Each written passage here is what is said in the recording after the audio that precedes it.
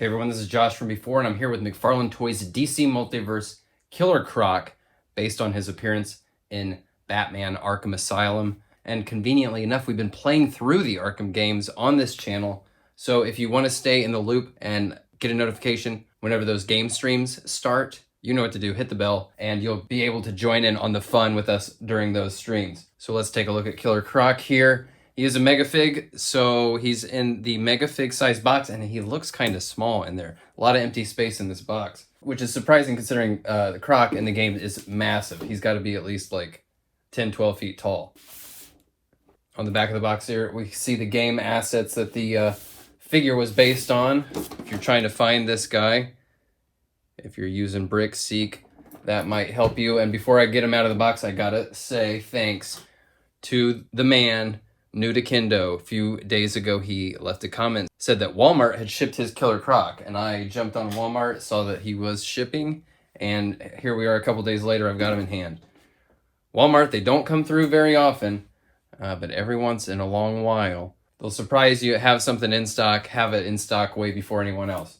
Let's get Croc out of here. He's already kind of looking like he's falling out of this package. All right, I'll get into the scale once we start comparing this to other figures. Let's just come in for a closer look here. The sculpt is tremendous. It's an excellent looking sculpt.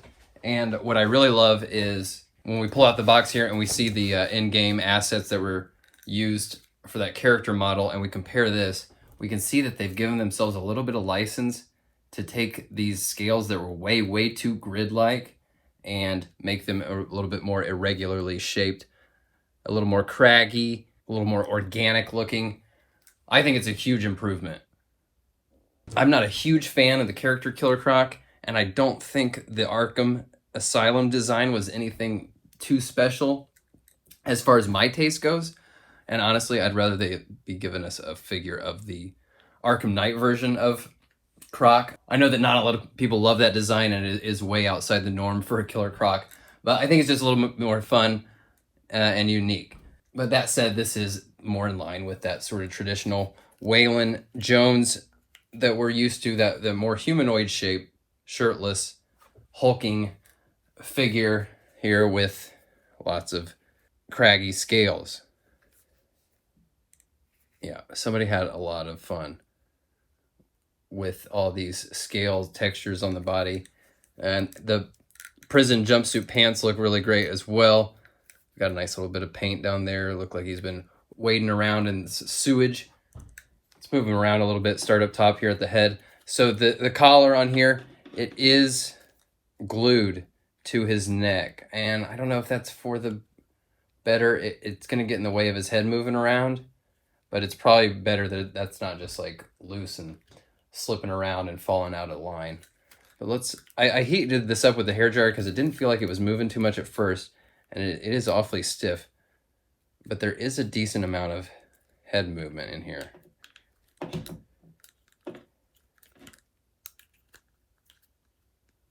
can see it's awfully stiff, but some of that character starts coming out when you move that head around, and it looks good. The biggest, I think, shortcoming is he can't look down really well. You know, a lot of times when you have these hulking brutes, you want to put somebody right there and have him looking down and showing off how much bigger he is, but he can't really do that. He can't look down very well, which is too bad. I feel like making the neck a little bit longer would have helped that there. So these shoulders, he doesn't have that butterfly sort of spacer that we're used to seeing on these, so he's not going to have like that shoulder shrug, which I'm a big fan of. Let's see what he can do. It's to a very high T.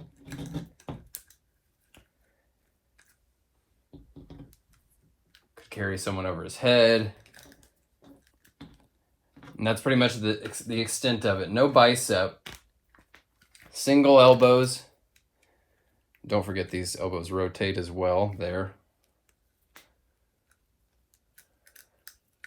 Man, it's so tragic when you see a character like get that close to being able to sort of like punch his open hand there, like he's about to, like he's showing off, like he's about to mess you up, but he can't quite reach. You know, it's just damn it.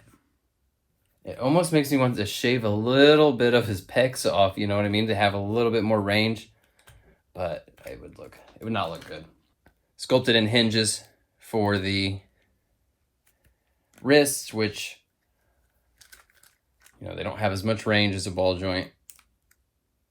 And cosmetically, I don't know if they're that much better. It makes me wish they would have been able to just hide a real ball joint up under this cuff here. A little bit of forward movement there. At the diaphragm. Definitely getting that side movement coming in. That's very great. You get a little bit of forward at the waist, a little bit. You see that there? So he can hunch over a little bit. So I guess that makes up for him not being able to look down quite as much. It's not a huge crunch. Don't get me wrong. You combine the little bit of crunch with some hip movement as well, and it gets him up forward quite a bit more. The legs are pretty free, unencumbered there.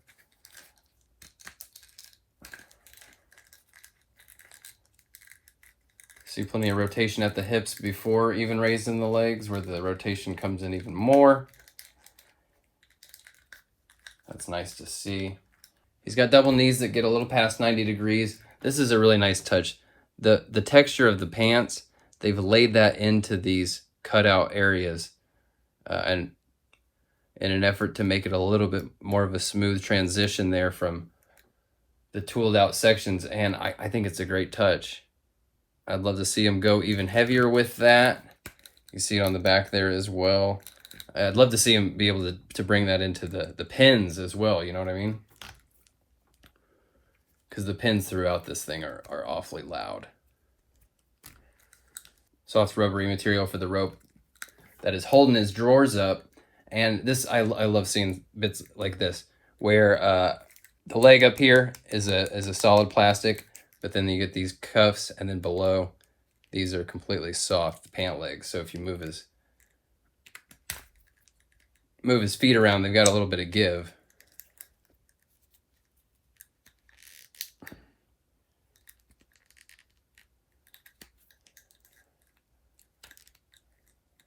Decent movement at the ankles, considering these big shackles on there. Plenty of movement in the toes. A little bit of texture there on the bottom of the feet. I always appreciate that detail. This guy is actually more fun than I expected. Just playing around with him a little bit. I tend to, on the mega figs, like the more humanoid shaped characters, they don't blow me away quite as much. They're cool and all, but when you compare it to something like, you know, a big monster like a Clayface or Violator or something like that have a bit more monstrous proportions and less of a traditional human silhouette. But this guy is actually pretty fun. I appreciate the paint apps that they've given us. You know, a nice wash in some spots. This lighter dry brushing over the top for the scales.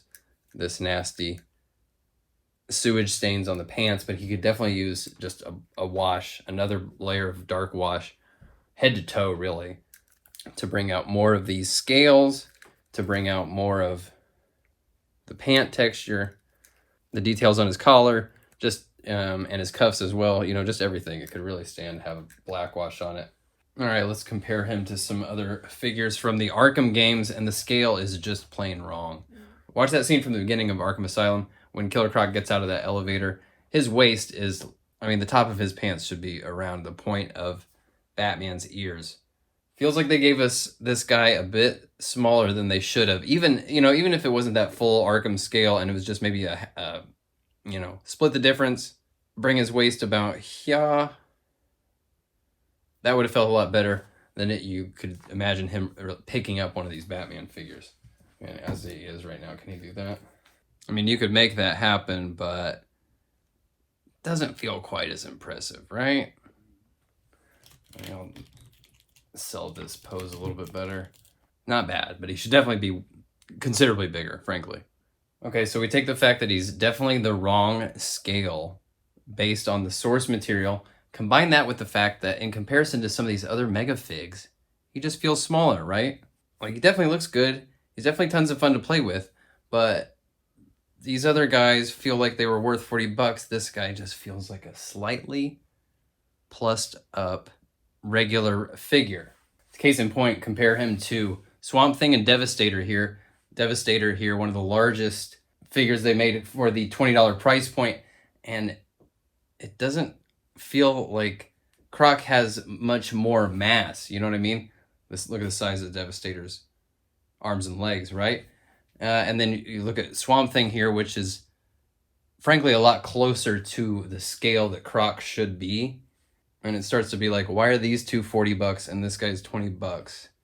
Just makes me wonder, is like, because we've heard Todd say that, villains sell less.